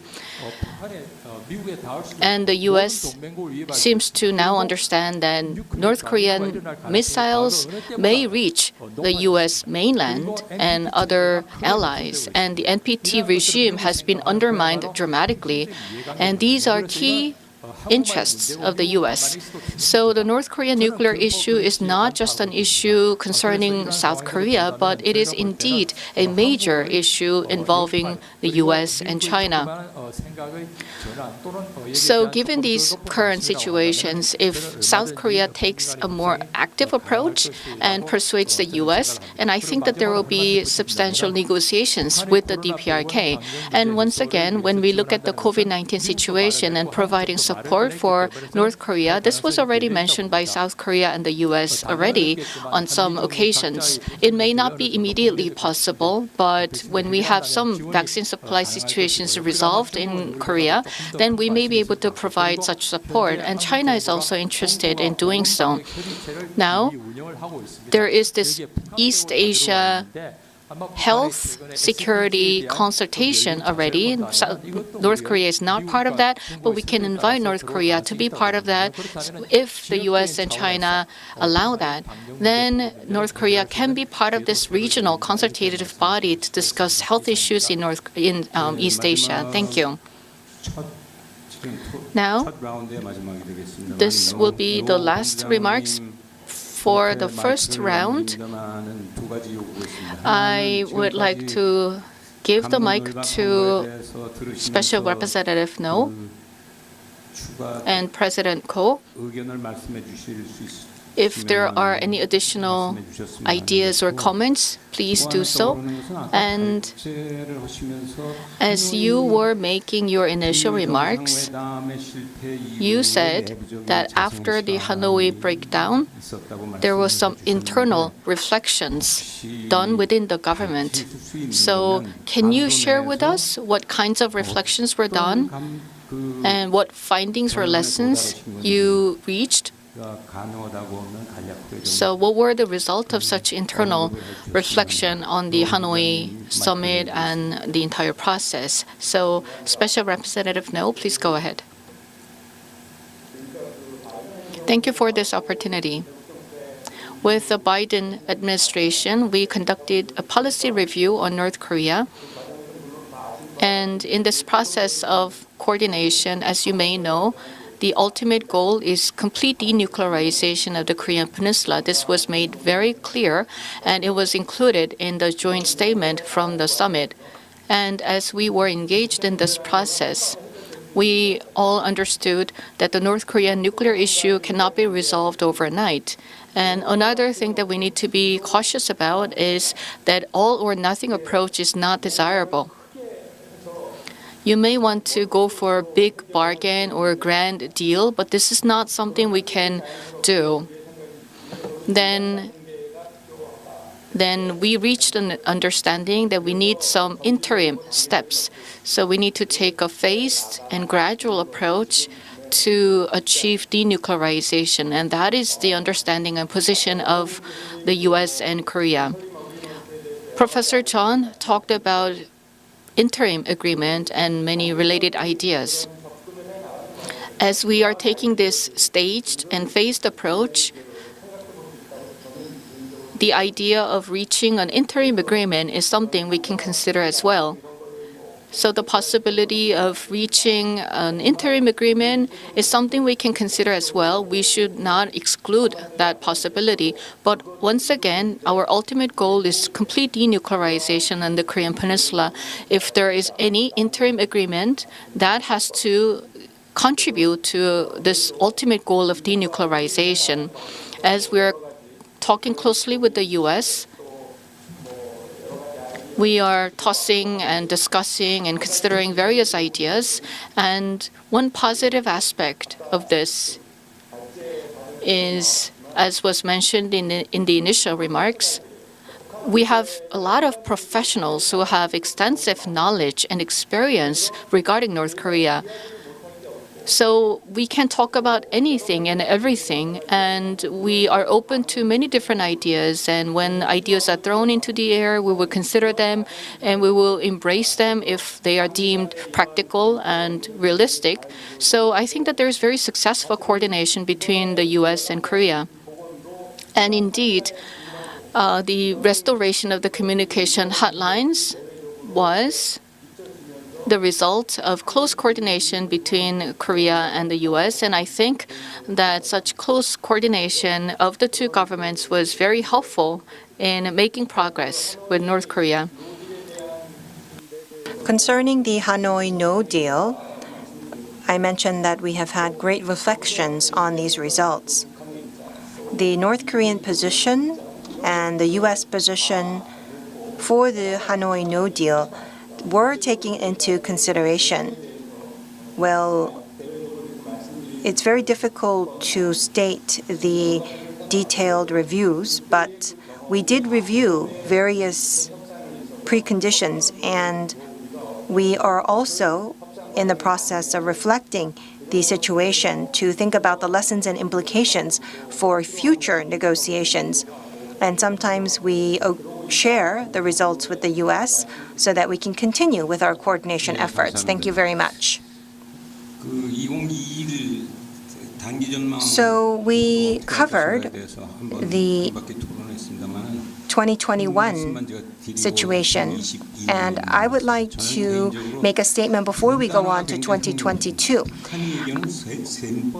The North Korean formula for this is a very interesting expression. Well, this is a very difficult expression to translate into English, and we have seen the official papers saying that it could be deemed as the North Korean method. And the word collaboration is something that is very difficult to translate into Korean. But the fact that we have accepted these is that there are different formulas and calibrations conducted by the two parties concerning the appropriate processes. And so we need to make sure that we have a prudent review of the North Korean formula and the calibration. So, of course, the U.S. has its own calibration and its own formula, but so does North Korea. And so we need to have professionals conducting frank dialogue concerning these points. And we look forward to Special Representative No Gyu-duk working with the U.S. and also between the two Koreas to find a common ground. We don't have a lot of time left, but maybe we can go around the panel for just 1 minute each before we open the floor for questions concerning the new administration to take office in 2022. If a new government were to take office, although we did not have fundamental achievements from this administration, what are some of the points that should be taken into consideration by the next government? Maybe just 1 minute each. Maybe we can start in reverse order from Professor Chun.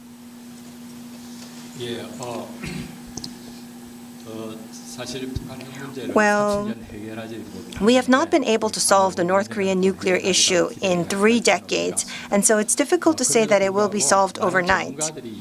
But despite so, many experts have already concluded that nations move because of political reasons, because of their national interest, and because of their reputation. And so, if we do not respect these motivations of North Korea in arming themselves with nuclear weapons, then we cannot move forward.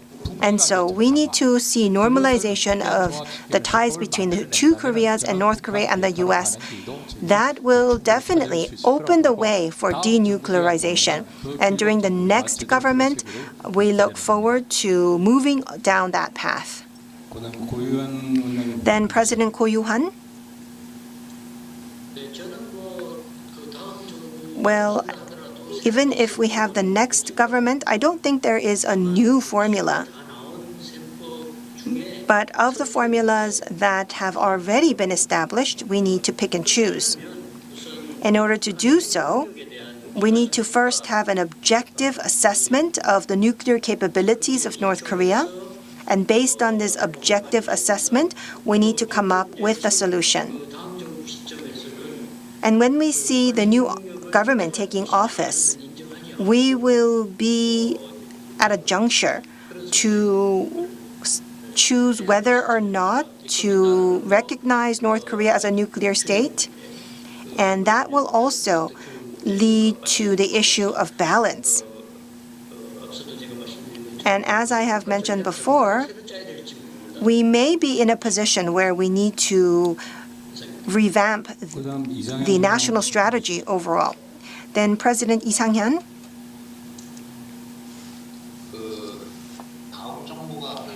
The next government,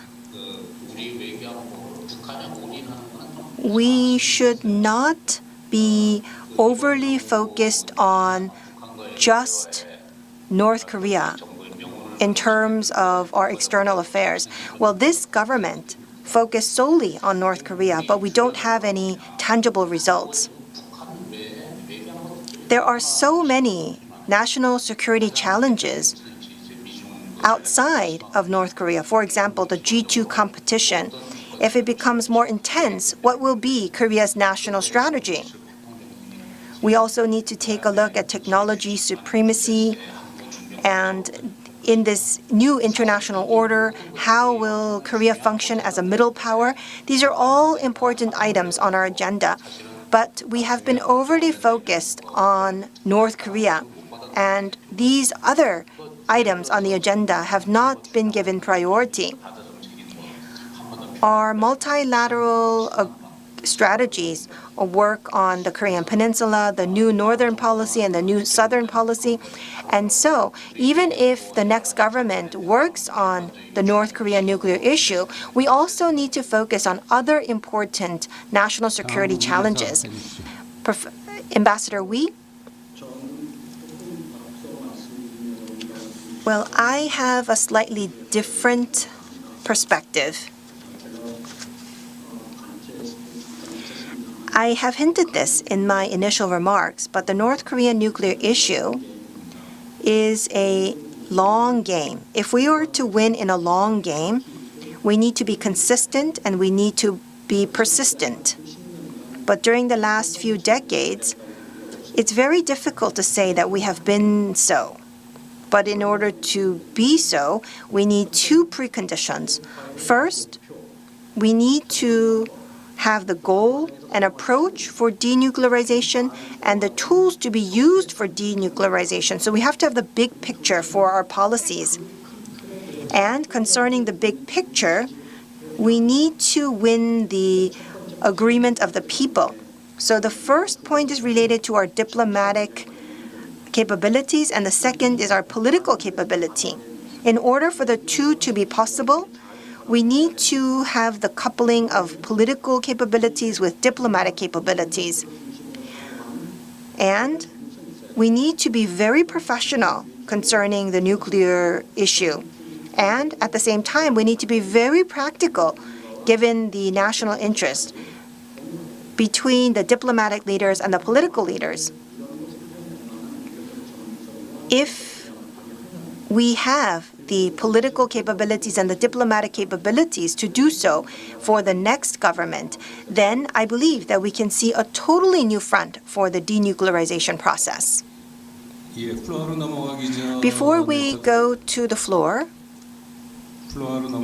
before we open the floor for questions, I would like to also talk about 3 points for the next government. First,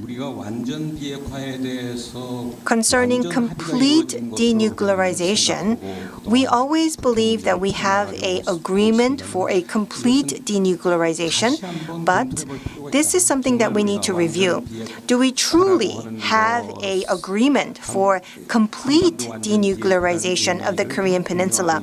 Do we actually share the definition of complete denuclearization on the Korean Peninsula?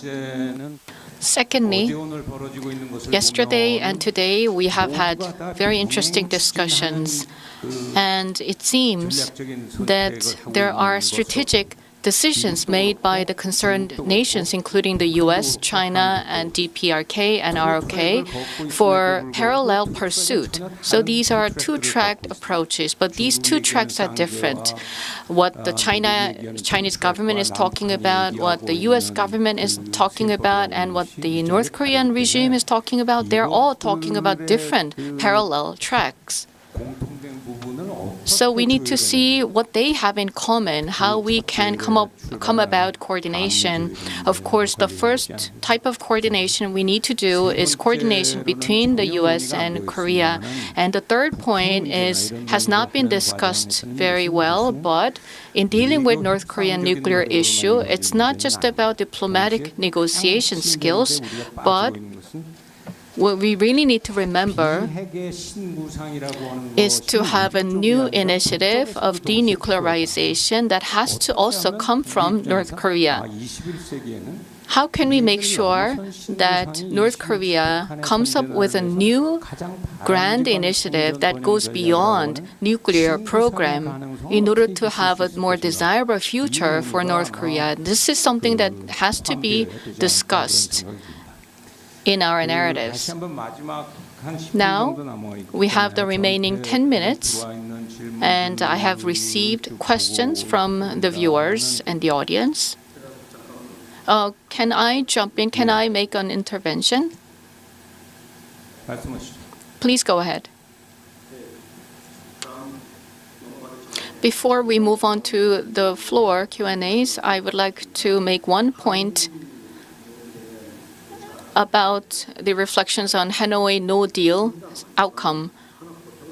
I'd like to add one more point. You may reflect on the Hanoi summit meeting as a separate case, but this may not be sufficient because Hanoi summit was a continuation of the Singapore summit. In Singapore, there was a very friendly gesture from the U.S., but in Hanoi, the U.S. changed its position completely, and that was why there was no deal from Hanoi. I believe that no deal was not a good expression because it was basically a walking out from the room. It was a summit meeting, but one of the leaders walked out of the room. This is very unprecedented and very significant. Then this is what happened at the summit meeting between the U.S. and DPRK, and we wasted these golden opportunities. But the Hanoi summit does not exist in isolation, but this has to be considered in the context of the Singapore summit. But what I feel right now is that within the government, there seems to be an understanding that the Singapore summit was successful, but there was a misstep in Hanoi. So we could undo something that we had we did in Hanoi. But that's not what we need to do, because we need to examine the entire situations together, including the Singapore summit and the Hanoi summit together. This is how I want to go about in the Q&A session. I'm going to read these questions very quickly, so please listen to these questions and select some of the questions directed to you, but you don't have to provide long answers. But first of all, to Mr. No, we need continuous dialogue with North Korea, and we need comprehensive approach. Then, other than humanitarian assistance, what other incentives can be provided for dialogue? And in providing this answer, you may also comment on the remarks by Ambassador Wee. So that was the first question. And the second question is to Ambassador Wee. Regarding North Korean denuclearization, China is pretending to help South Korea, and the U.S. is not taking any specific action. And maybe South Korea has to take a more active role. So what is your opinion? And a question to President Ko. In order to invite North Korea to the negotiating table, what role can South Korea play? And next, a question to Professor Chun. In terms of gradual approach, you mentioned that the Biden administration's approach is very meaningful and significant. So can you elaborate on that? And the last question is written in English. How can we persuade him? Do you see Biden will be cooperative as Korea expects? So this question was directed to President Lee. So first, Special Representative No. In May, we had the summit meeting between Korea and the U.S. When you examine the joint statement, the U.S. supports inter-Korean dialogue, engagement, and cooperation. It was clearly stated in the joint statement. And at the same time, when it comes to its approach to North Korea, it will be coordinated in locksteps. That is also written in the joint statement. What it means is that, of course, you can discuss humanitarian assistance, and this can be provided to North Korea regardless of the political landscape. And that is the position of South Korea, the U.S., and the international community. But given the current situation with respect to specific inter-Korean cooperation projects, these are something that has to be considered in the context of UN sanctions, the positions of the U.S. and the international community. So specific inter-Korean cooperation projects may be subject to close coordination between Korea and the U.S. And this is something we can carry out as well.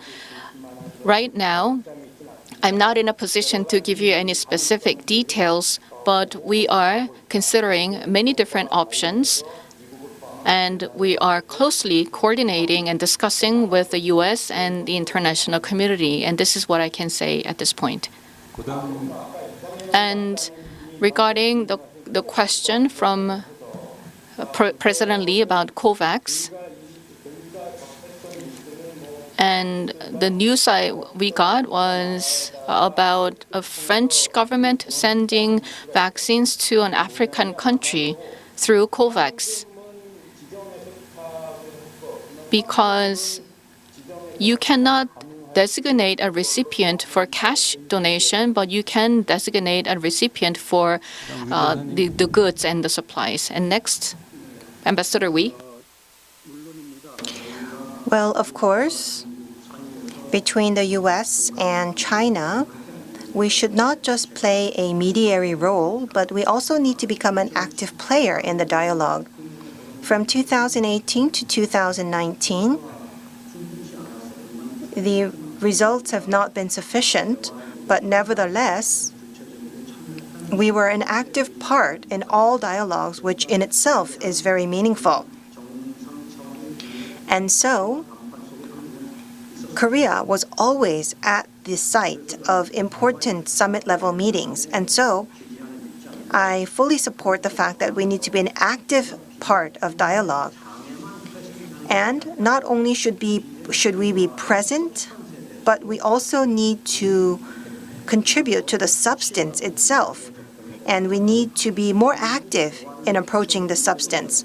Of course, we need to mediate the dialogue between the U.S. and North Korea, but concerning the substance, it's usually the negotiation between North Korea and the U.S. But we need to be able to participate in the negotiation concerning the substance as well, to make sure that the negotiation result is not against our national interests. And so it's difficult for South Korea to play this role on our own because North Korea does not see us as a partner for dialogue. And so that is why we need to work with our alliance and allies to become an active member. Well, we are almost out of time, but let's just use 2 to 3 more minutes. Let us now go to President Ko Yoo-han. Well, concerning the role of the Korean government, Ambassador Wee has already answered this, so I will not repeat his answer. But in conclusion, before we end the Korean War, we cannot solve the nuclear issue. And if we are to have dialogue, we need to recognize our partner for dialogue. But if we take a look at the U.S., North Korea, and Japan, they don't have diplomatic ties.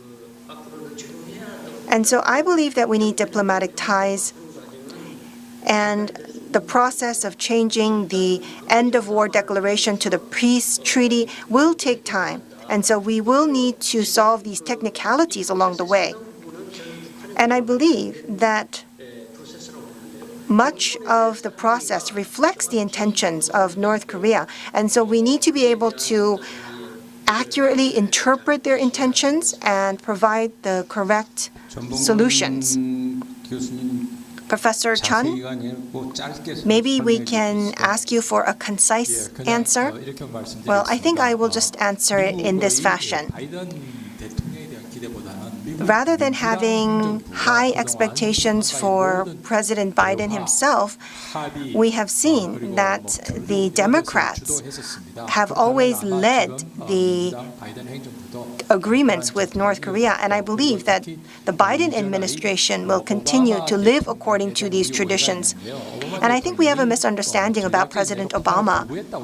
We always think that because of strategic patience, Obama did not want to have dialogue with North Korea, but with Myanmar, Cuba, and other countries, he wanted to solve the issues remaining from the Cold War era. And so I look forward to Biden continuing that trend. Well, it does seem that President Biden is not fully on board for the North Korean issue. Well, all Koreans believe that we should not have another war on the Korean Peninsula. I'm sure everyone agrees to this. And so, obviously, the U.S. needs to respect the peace process on the Korean Peninsula. But how can we engage the U.S. in this process? That depends on the health of the alliance, which also pivots on the value of President Biden for the alliance and how important Korea becomes in the alliance. So that is something that we should work on. So, concerning the North Korean nuclear issue and the Korean Peninsula, we have gathered here 5 professionals on this topic. They are world-renowned professionals, and we have heard about 2021 as well as beyond. So I believe that we have had very productive dialogue through this session. And so, in the remaining period of the Moon Jae-in administration, as well as the next administration, we believe that this session was very helpful for their North Korean policies. Once again, thank you very much to our panelists for your participation, and thank you to our online audience for your great answers. Thank you very much for your comments and questions. 네, 감사합니다. 해우선 Thank you very much. The session was moderated by Chairman Ha Young-sun, and we have come to the end of the session, and this concludes the 2021 IFANS Conference on Global Affairs. Since 2010, IFANS has been holding this conference on global affairs. I would like to ask for your continued support and interest in next year's conference. Thank you very much.